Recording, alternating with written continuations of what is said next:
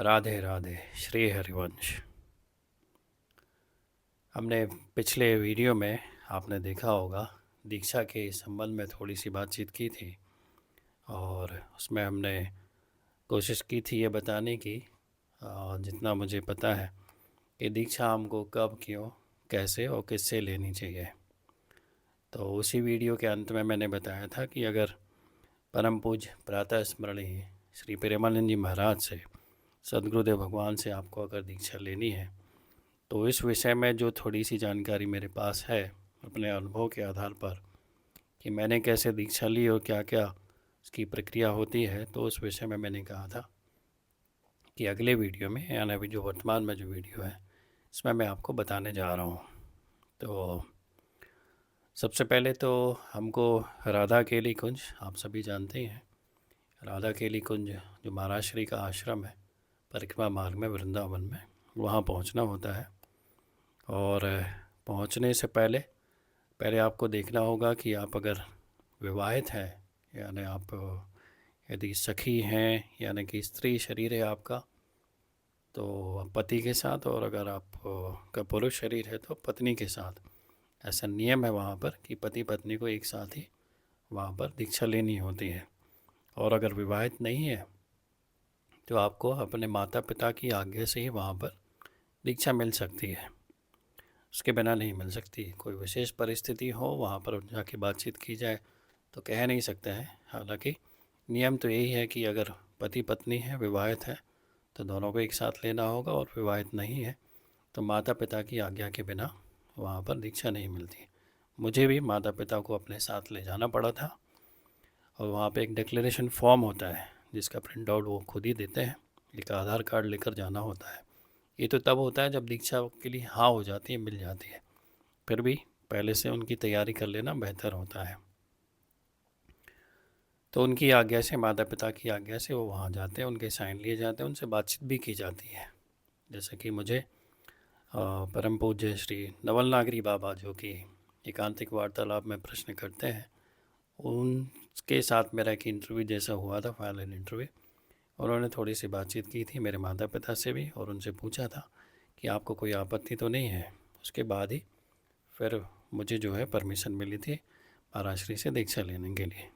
तो इस बात का आप ध्यान रखिएगा। दूसरा है कि वहाँ पर आपको सबसे पहले राधा केली कुंज, जैसे मैंने बताया, जाना होता है।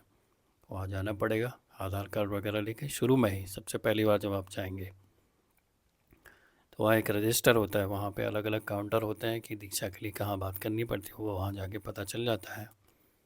तो एक रजिस्टर में एंट्री होती है, वहाँ पे जो महाराज श्री के शरणागत साधक है वो आपको पूरी नियमावली बताते हैं, जैसे कि मैं आगे बताने वाला हूँ। और भी उसमें कुछ बदलाव हुए हो अभी तो कह नहीं सकते हैं, वो वहाँ जाके ही पता चलेगा। क्योंकि मुझे लगभग 1 साल कुछ महीने हो गए हैं महाराज श्री के शरणागत हुए, दीक्षा मिले हुए।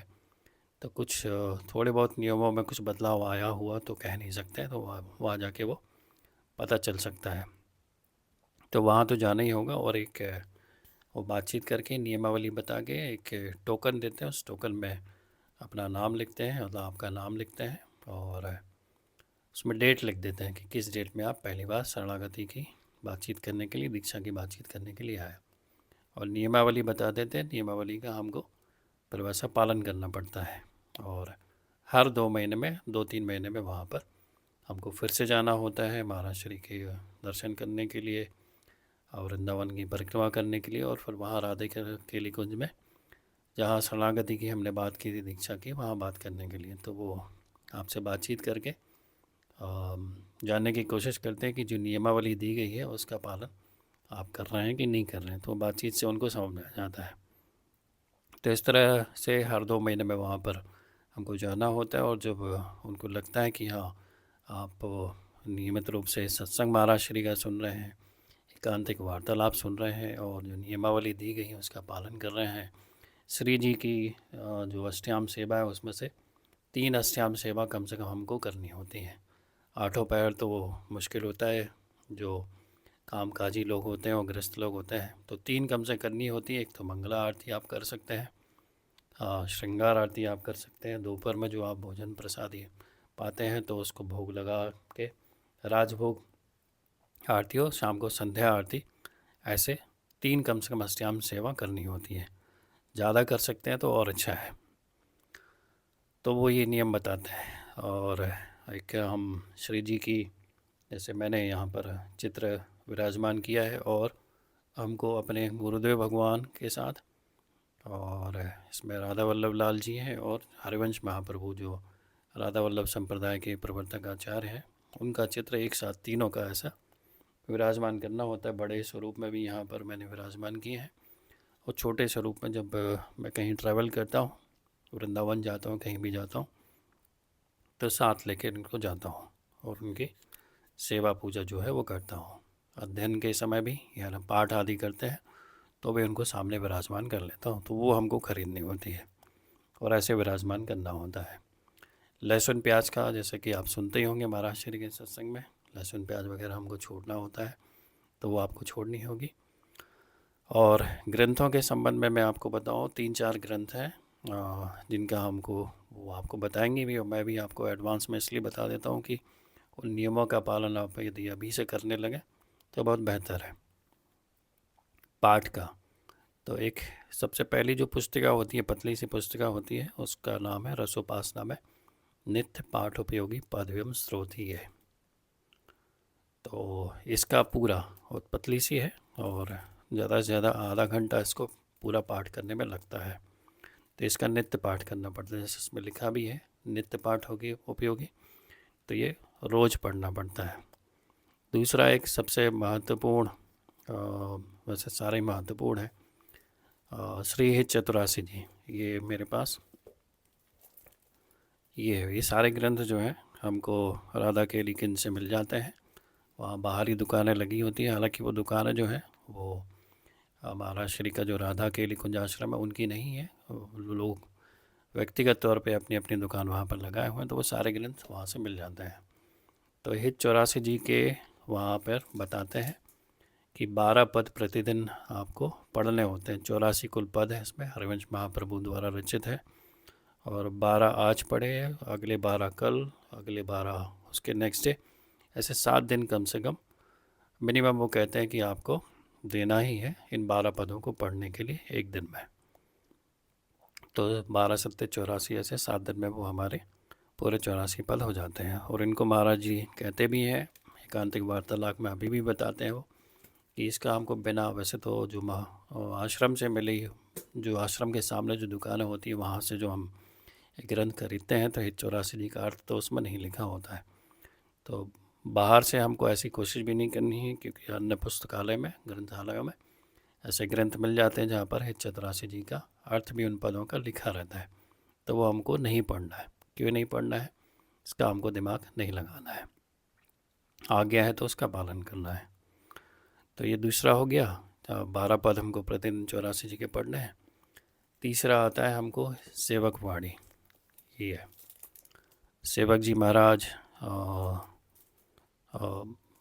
जो हित हरिवंश महाप्रभु, इनके बारे में आपने सुना होगा प्रसंग में। जबलपुर में गढ़ा नाम का स्थान है, तो ये लगभग वही 500 साल पहले की बात है, जब हरिवंश महाप्रभु अंतर्ध्यान हो गए थे। उसके बाद उनके बड़े पुत्र जो वनचंद्र महाप्रभु हैं, जब उनको वो गद्दी मिली थी राधा वल्लभ संप्रदाय की, तो तब वो सेवक वाणी, सेवक जी जो है उनको साक्षात जबलपुर में गढ़ा में वृंदावन धाम के राधा वल्लभ लाल जी के और हरिवंश महाप्रभु के वहाँ दर्शन हुए थे, और उन्होंने उनको दीक्षा दी थी अंतर्ध्यान होने के बाद, यानी जब हरिवंश महाप्रभु अंतर्ध्यान हो गए थे, तो उन्होंने उनको न केवल दीक्षा दी थी, उनको जो राधा वल्लभ संप्रदाय के सिद्धांत हैं उसकी सिद्धांतों की रचना करने के उनमें वो सामर्थ्य भी दे दिया था। तो सेवक वाणी एक महत्वपूर्ण ग्रंथ है, तो इसमें कुछ 16 प्रकरण हैं, अध्याय जैसा कह सकते हैं। तो कम से कम प्रतिदिन इसमें 10 पद हमको सेवक वाणी के पढ़ना होता है, अर्थ सहित। इसमें अर्थ भी लिखा है ये, तो ऊपर पद रहते हैं और नीचे उसका अर्थ रहता है। तो बेहतर ये होता है, जैसे मैं प्रैक्टिस करता हूँ अभी भी, कि पहले अर्थ पढ़ लेता हूँ फिर उसके बाद पद पढ़ता हूँ, तो इससे पद हमको थोड़ा थोड़ा उसका अर्थ जो है ध्यान में रहने लगता है। तो जब रिपीटिशन उसका होता है, बार बार जो हम इस ग्रंथ को पढ़ते हैं, तो फिर एक वक्त ऐसा आता है जो फिर हमको अर्थ बार बार नहीं पढ़ना पड़ता है, वो अर्थ हमको स्वतः समझ में आता है। जैसे कि हम रामचरितमानस आदि का पाठ करते हैं ना, तो उसमें भी अर्थ लिखा होता है, तो अर्थ के बाद अगर पद को पढ़ते हैं या चौपाई को पढ़ते हैं तो धीरे धीरे अर्थ जो है हमको बिना पढ़े भी बाद में समझ में आने लगता है। तो ये तीसरा हो गया। चौथा हो गया श्री राधा सुधा निधि, ये है, ये भी हरिवंश महाप्रभु द्वारा रचित है। बाकी जो जैसे ये रसोपासना, ये तो हिंदी में है पूरा, और सेवक वाणी भी पद जो है वो थोड़ा सा ब्रज भाषा में है, और चतुरासी जी भी ब्रज भाषा में है, यानी हिंदी ही कह सकते हैं। लेकिन राधा सुधा निधि जो है वो संस्कृत में है। तो मुझे तो जैसे संस्कृत नहीं आती है, तो मैं महाराज श्री के जो महाराज श्री ने इसका गायन किया है और बहुत अच्छे से गायन किया है, तो वो वीडियो में निकाल लेता हूँ। एक एक पद पहले वो जैसे उच्चारण कर रहे हैं, उसका गायन कर रहे हैं, वैसे वाले उनको अच्छे ध्यान से सुनता हूँ। फिर उसके बाद खुद उसको बोल के और उसका उच्चारण सीख सीख के फिर उसका पाठ करता हूँ, और उसका अर्थ भी हमको पढ़ना होता है। तो यहाँ पर भी वही कर सकते हैं, पहले अर्थ पढ़ा, उसके बाद फिर हमने उसका जो श्लोक है, पद है, राधा सुधा निधि का स्त्रोत जो है वो पढ़ा। तो इसमें लगभग 270 ऐसे श्लोक हैं जिनका हमको 10-10 करके प्रतिदिन पाठ करना होता है अर्थ सहित। तो ये चौथा हो गया। तो मुख्य यही ग्रंथ है। एक छोटा सा गुटका जैसा आता है, गुटका जिसको कहते हैं, हालांकि मुझे इसकी कभी आवश्यकता नहीं पड़ी है, आप चाहें तो ले सकते हैं। इसमें श्री चतुरासी जी, श्री स्फुटवाणी और श्री सेवक वाणी, ये तीनों इसमें दिए हुए हैं। सिर्फ मूल पाठ है, इसमें अर्थ वगैरह नहीं है। तो मैंने तो जब से लिया है तब से ये खाली यहाँ पर विराजमान है, रखा हुआ है। तो ऐसे हमको नित्य पाठ करने होते हैं। लेकिन महाराज श्री ने दीक्षा में एक बात कही थी, जो मैं आपसे रिपीट करता हूँ जब भी मैं कोई चर्चा करता हूँ। चतुरासी जी का हमने तो नियमित पाठ मतलब दीक्षा लेने से पहले ही शुरू कर दिया था। 12-12 पद उन्होंने कहा था, लेकिन मैं 12 से 24, 24 से 36 ऐसे धीरे धीरे बढ़ाते गया, और दीक्षा से पहले 84 पद का ही पाठ करना श्री जी की कृपा से और गुरुदेव की कृपा से शुरू हो गया था। तो आप भी अगर ऐसा कर सकें, चतुरासी जी के 84 पाठ कर सकें दीक्षा से पहले ही, तो मुझे ऐसा लगता है बहुत जल्दी दीक्षा वहाँ पर मिल जाती है। तो आप इसको कर सकते हैं। और दूसरा लाभ ये होता है, जैसे महाराज श्री ने कहा भी है कि चतुरासी जी की नियमित अगर प्रतिदिन एक बार पूरे 84 पदों का पाठ कर लिया जाए तो हमको 84 लाख योनियों से मुक्ति मिल जाती है। ऐसा महाराज श्री बड़ी गारंटी के साथ कहते हैं, और ऐसा श्री चतुरासी जी जो है उसकी फलश्रुति में लिखा भी है। तो वो आप कर सकते हैं। तीसरा है, हमको रज का सेवन करना होता है। ये रज है, ये भी वहीं दुकान से मिल जाती है। अब जब मैं लेता, अभी लिया है, बहुत सारी ले ली मैंने, 50 रुपये करीब का एक पैकेट आता है। और एक रज की जो बट्टी है ये वाली, ये महीने भर से ज़्यादा चल जाती है। लेकिन आप ध्यान ये रखिए कि जब तक दीक्षा प्राप्त नहीं हो जाती तब तक सिर्फ रज एक बिंदी के जैसे और माथे पे ऐसे जैसे हम देखते हैं वैसे लगा सकते हैं। जो संप्रदाय का ये तिलक है, ये आपको तब तक नहीं लगाना है जब तक कि दीक्षा मिल नहीं जाती, ऐसा नियम है। तो ये रज का सेवन करना होता है, और तिलक करने के बाद थोड़ी सी रज जो है बिल्कुल हल्की सी हमको चख भी लेनी है, खा भी लेनी है जैसी है। तो ये रज का सेवन इस तरह से हमको करना है। फिर आती है माला। माला जो है इस तरह से पीली जो थैली है, झोली जिसको कह सकते हैं, गोमुखी भी इसको कहते हैं, ऐसी हमको ख़रीदनी होती है। पीली ही ख़रीदनी होती है दीक्षा के समय, तो पहले ही आप खरीद लें तो आपको दोबारा से दूसरी नहीं लेनी पड़ेगी। माला होती है, ऐसी माला हमको लेनी होती है। तो अच्छी क्वालिटी की माला आप ले सकते हैं, लेना चाहिए, क्योंकि ये जीवन भर के लिए है। तो इसमें आपको जानकारी होगी कि 108 इसमें वो होते हैं, गुरिया इसको कहते हैं या जो भी कहते हो।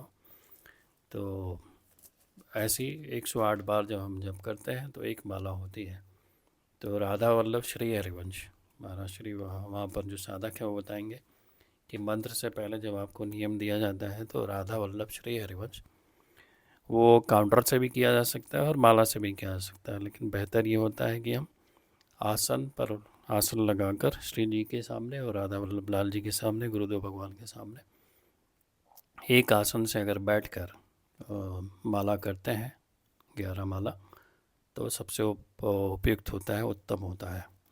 काउंटर से भी कर सकते हैं, मतलब चलते फिरते भी कर सकते हैं, लेकिन सबसे बेहतर जो है वो होता है आसन लगाकर बैठना, जैसे अभी हम बैठे हैं। तो राधा वल्लभ श्री हरिवंश, राधा वल्लभ श्री हरिवंश, राधा वल्लभ श्री हरिवंश। काउंटर से भी कर सकते हैं, माला से भी, लेकिन माला से करना बेहतर होता है, तो माला से ही करना चाहिए। तुलसी माला का हमारा श्री ने कहा कि तुलसी माला से जब हम कोई भी मंत्र या नाम जप करते हैं तो उसका विशेष प्रभाव होता है। तो ऐसे हमको 11 माला करनी होती है राधा वल्लभ श्री हरिवंश की। और ये सब नियमों का पालन करते हुए हमको हर 2 महीने में वहाँ पर जाना होता है। तो जो टोकन हमको मिला होता है, उस टोकन में वो अगली तारीख लिख देते हैं बातचीत करने के लिए। बातचीत करने के बाद कि आपको जैसे 2 महीने बाद की डेट दी, तो एग्जैक्टली वही डेट हो ऐसा नहीं, आगे 2 4 5 दिन आगे पीछे हो सकता है। तो वह हमको जाके फिर से एक अटेंडेंस जैसी देनी होती है, दोबारा से बात करते हैं और वो फिर अगली फिर डेट लिख देते हैं। तो ऐसे ये क्रम चलता रहता है। फिर जब वो कन्विंस हो जाते हैं कि हाँ आप सारे नियमों का पालन कर रहे हैं, नित्य पाठ के लिए आपको जो दी है रज का आप सेवन कर रहे हैं, रज आप लगा भी रहे हैं, हर 2 महीने में वहाँ पर आप जा भी रहे हैं दर्शन के लिए। अष्टयाम सेवा में से 3 सेवा कम से कम आप नियमित रूप से घर में कर रहे हैं, लहसुन प्याज आपने छोड़ दिया है, सत्संग आप नियमित रूप से सुनते हैं महाराज जी का, और कांतिक वार्तालाप सुनते हैं, और भी जो वो कहते हैं कि कुछ विशेष बात होगा, वो सत्संग में हमें समझ में आती है कि हमको कैसी अपनी दिनचर्या जीनी, कैसा अपना जीवन इस उपासना के हिसाब से ढालना है। तो ये ग्रंथ है। और एक ये होती है, ये आई कार्ड जैसा समझ सकते हैं, तो ये लेना होता है। और इसमें भी वैसे ही इसको इस तरह से धारण करना होता है ऐसे। तो ये शुरू में आप ले लें, बहुत बेहतर है। जब आप सारे ग्रंथ खरीदते हैं तो इसको हमको ऐसे धारण करना होता है। महाराज जी कहते हैं कि हमारे गुरुदेव का जो चित्र है, इष्ट का चित्र है, वो हमेशा हमारी छाती से लगा रहना चाहिए, और इसमें थोड़ी सी रज रखी रहनी चाहिए। और बाद में एक प्रसादी वस्त्र मिलता है महाराज श्री का, वो दीक्षा के बाद मिलता है। वो महाराज श्री ने जो भी वस्त्र पहना होगा उसका छोटा सा एक टुकड़ा हमको मिल जाता है, जो हमको हमेशा ऐसे रखना होता है। महाराज श्री भी रखते हैं, उन्होंने कई बार बताया भी है। तो जिस वक्त हम हमारा ये शरीर छूटे तो श्री जी के नित्य निकुंज में वहाँ जाने के पहले हमारे पास वो सारे तरह से पासपोर्ट जैसा कह सकते हैं कि वहाँ पर हमको आसानी से एंट्री मिल जाती है। और जो माला कहाँ है, माला के अलावा राधा नाम का जो जप है, राधा वल्लभ श्री हरिवंश या फिर राधा राधा राधा, वो काउंटर से या फिर ऐसे ही मन में दिन भर हमको लगभग चलाते रहना है। और एक चीज़ और वो कहते हैं कि जितने भी हम काम सुबह से लेकर रात्रि तक करते हैं वो सब श्री जी के लिए ही करते हैं, और श्री जी को हम समर्पित हमको बोल के मन में करते जाना चाहिए कि आज सुबह से लेके 1 घंटे में जो भी हमने घर के या ऑफिस के या दुकान के काम किए हैं वो सारे हे श्री जी, हे लाडली लाल आपको समर्पित हैं।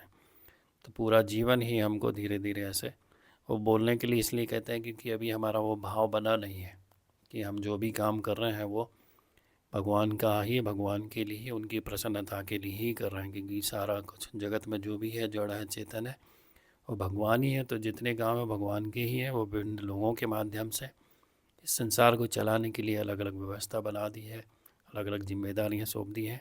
वो है भगवान के ही काम, भगवान ही वो सारी सेवाएं इन अनंत रूपों में ले रहे हैं। पशु पक्षी, अपने रिश्तेदार, परिवार के लोग, और भी जो कुछ भी नज़र आता है हमको। तो ये ये भाव धीरे धीरे अपने अंदर पैदा करने के लिए कि हमारा जीवन जो है भगवान के लिए ही है, हम भगवान के लिए ही कर रहे हैं, वो हर कार्य को समर्पित करने के लिए कहते हैं। और जब हर कार्य की बात आती है तो बुरे काम की बात नहीं आ रही है यहाँ पे, अच्छे काम की बात आ रही है, जो शास्त्र प्रमाणित है और जो सदगुरुदेव भगवान और संत महात्मा लोग बताते हैं। तो ऐसा पूरा जो हमको दिनचर्या है, आचरण है, धीरे धीरे उस उपासना में ढालना होता है। तो आप इन जो हमने अभी डिस्कस किए हैं, इसके अलावा कुछ और अगर याद आएगा, कुछ छूटा तो नहीं है मेरे ख्याल से। हाँ, चरण पादुका है गुरुदेव भगवान की, वो लेकिन आपको वो जय हो गुरुदेव भगवान। दोनों ही हैं यहाँ पर। तो ये है चरण पादुका गुरुदेव भगवान की। लेकिन ये दीक्षा के बाद ही महाराज श्री इसको हमको वहाँ खरीद के देना होता है। और जय हो गुरुदेव। तो बाद में फिर जब गुरुदेव एक दिन उसको पहनते हैं फिर हमको वो दोबारा से वापस मिलती है। फिर उसको हम यहाँ पर अपने जो साधना या भजन कक्ष जो है वहाँ पर विराजमान करना चाहिए। तो ये भी आप बाद की प्रक्रिया है, हालांकि ये तो बाद में इसको करना होता है। तो ऐसे ही जब नित्य नियम हम करने लगते हैं तो बड़ी आसानी से फिर मैं आपको एक छोटी सी चूक बता देता हूँ जो आपको नहीं करना है। अगर वो आप करेंगे तो आपको 2 साल से ज़्यादा भी लग सकता है। वैसे मैं शायद मैंने पिछली बार शेयर किया था कि 3 साल से ऊपर हो चुके हैं महाराज श्री से जुड़े हुए, उनके सत्संग आदि नियमित रूप से सुनते हुए। लेकिन मुझे 2 साल लग गए थे दीक्षा मिलने में। क्यों मिल गए थे? मैंने एक चूक कर ली थी कि नियमों का पालन तो मैं कर रहा था, लेकिन जो टोकन की बात मैंने बताई है वो मैंने लिया नहीं था और वहाँ पर मैं जाके एंट्री नहीं कराता था। तो ये आप मत करना। इसलिए मैंने कहा कि सबसे पहले आपको वहाँ जाना ही है। भले ही आपने और भी वीडियोस देखे होंगे और आगे देखेंगे भी आप। बहुत सारे लोग जो भी दीक्षा मिलती है जिसको, तो वो एक वीडियो ज़रूर डालता है। जो लोग भी थोड़ा सा भी यूट्यूब वगैरह पे वीडियो डालना का शौक़ रखते हैं तो वो बताते हैं कि हमको दीक्षा कैसे मिली और दीक्षा कैसे मिलती है और क्या क्या करना पड़ता है। लेकिन उतना पर्याप्त नहीं है, वहाँ पर जाना ही है। तो ऐसा नहीं कि हमने, जैसे मैं बता रहा हूँ मैंने बता दिया, आप नियमों का पालन करने लगेंगे तो फिर एक समय के बाद आपको दीक्षा मिल जाएगी। नहीं, वहाँ पर आपको सबसे पहले जाना ही है।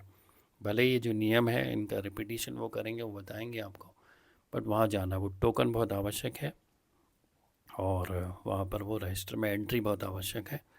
फिर उसके बाद हर 2 महीने में वहाँ पर विजिट आवश्यक है। तो मैं प्रार्थना करता हूँ लाडली लाल जी से और गुरुदेव भगवान से कि आप भी, जैसे मुझे एक चिंता हो रही थी कि महाराज श्री से दीक्षा के पहले शुरू में चिंता ये होती थी कि महाराज जी के स्वास्थ्य की वजह से लगता था कि कहीं ऐसा ना हो दीक्षा मिलने से पहले, कहीं ऐसा ना हो कि वो अपना शरीर छोड़ दें। तो मैं इस जो 21वीं सदी में एक सौभाग्य हम सबका है कि हम उस युग में जन्मे हैं जहाँ जिसमें महाराज शरीफ का यहाँ पर प्राकट्य हुआ है इस धरती पर। और हमको हमारे अंदर कहीं ना कहीं से एक प्रेरणा और एक इच्छा जागी है कि हम उनके शरणागत हो और हम अपना जीवन जो है भगवान के लिए समर्पित करें।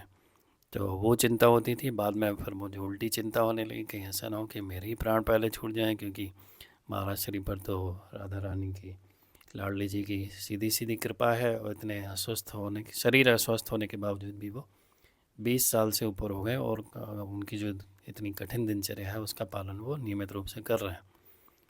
तो एक निश्चिंतता आ जाती है। मैंने उसी समय अनुभव की थी, तब से लेकर आज तक मैं निश्चिंत हूँ कि अगर ये प्राण अभी इसी वक्त भी छूट जाते हैं तो कोई शिकायत नहीं है। और जो नियमों का पालन उतना तो कोशिश करते हैं, लेकिन वो जितना भजन महाराज जी कहते हैं कि जितना होना चाहिए, जिसको सतत नाम जब स्मृति भगवान की, वो तो नहीं हो पाता, लेकिन फिर भी एक निश्चिंतता तो है। तो ये बिल्कुल वो महाराज श्री कहते हैं और वो मुझे बात अच्छी भी लगती है और ऐसा हमारे अंदर भाव भी आ जाता है कि जैसे हमको किसी ने गोद ले लिया हो। जैसे एक महाराज जी कहते हैं ना कि एक कोई बहुत बड़ा आदमी हो और हम तो बहुत गरीब हैं और हमारे पास कुछ है नहीं, फक्कड़ है। तो वो अगर किसी को गोद ले लेता है तो उसको वही सारी जो जो उनके पास प्रॉपर्टी होती है, जो उनकी संपत्ति होती है, उसका वो अधिकारी हो जाता है सिर्फ गोद नामा लेने मात्र से। तो जो शरणागति है, दीक्षा है, बिल्कुल वो वैसे ही हमारे अंदर भाव पैदा कर देता है। तो महाराज श्री की संपत्ति क्या है? श्री जी हैं, लाडली लाल है, राधा वल्लभ लाल है, नित्य निकुंज है, महल टहल की सेवा है। तो वो हमको ऐसा लगता है कि हमको प्राप्त हो गई। तो फिज़िकली हमको वृंदावन का वास चाहे तुरंत मिले चाहे ना मिले, धीरे धीरे धीरे धीरे हमको लगना लगता है। जैसे विवाह के बाद होता है ना, जैसे कंठी बंधी, हाँ कंठी भी होती है। तो शुरू में जैसे आपको दीक्षा के समय तो नई कंठी लेनी होती है, वो महाराज श्री के गले से फिर वो प्रसादी होकर फिर हमारे गले में ऐसे पहनाई जाती है वहीं पर। तो शुरू में आप कंठी पहने और 2 राउंड वाली कंठी पहननी होती है। तो आप ख़रीद के अच्छी वाली मजबूत सी पक्की, हालांकि वो आपको बदलनी होगी पुरानी वाली, लेकिन आप कभी लॉकेट वाली महाराष्ट्र की बनाओगे, करते हैं कि कभी जिसमें राधा नाम आदि लिखा हुआ है उस तरह की कोई भी आपको कंठी नहीं पहननी, नहीं धारण करनी है। अगर कोई करनी भी है तो ऐसी करनी है जिसको आप उतार कर, जैसे एक हार जैसा होता है ना, उतार के रख सकें, निकाल सकें, बार बार खोलने की दिक्कत ना हो उसमें। वो भी तब जब आप शुद्ध अवस्था में होते हैं स्नान आदि के बाद। तो इसका आपको ध्यान रखना है। एक चीज़ रह गई थी, अच्छा हुआ ध्यान आ गया कंठी से। तो आप 2 राउंड वाली वहीं मिल जाती हैं, मोटी सी अच्छी बड़ी मजबूत से लेना आप। कम से कम इन इन चीज़ों में आप कंजूसी मत करना। ये अपनी कंठी हो गई, ये झोली हो गई, ये है ना, इसके अंदर जो माला है जबकि वो हो गई, तो इसमें आप कंजूसी मत कीजिएगा। तो ऐसे ये मैंने तो आप बताने के लिए एक कवर आते हैं, ये वस्त्रों के होते हैं, आप खुद भी बना सकते हैं, लेकिन वहीं से भी आप ले सकते हैं। तो ये बड़े सुंदर सुंदर अलग अलग रंग के इस तरह से जो ग्रंथ होते हैं उन पे कवर जैसे चढ़ाने के लिए होते हैं, तो इनको भी आप चढ़ा लें। तो मेरे हिसाब से सारी बातें दीक्षा के संबंध में जितनी मैंने अपने खुद अनुभव में की हैं वो आपसे सारी साझा करती हैं। तो मैं फिर से प्रार्थना करता हूँ कि महाराज श्री और श्री लाडली लाल की आपके ऊपर जल्द से जल्द कृपा हो। अगर आपकी ऐसी इच्छा है कि आपको भी महाराज श्री से शरणागत होना है तो शीघ्र अतिशीघ्र मेरी प्रार्थना है गुरुदेव भगवान से, और आपको ऐसी शुभकामना है कि जल्द से जल्द आपको दीक्षा प्राप्त हो और आप भी श्री जी के और महाराज श्री के शरणागत हों। राधे राधे। श्री हरिवंश।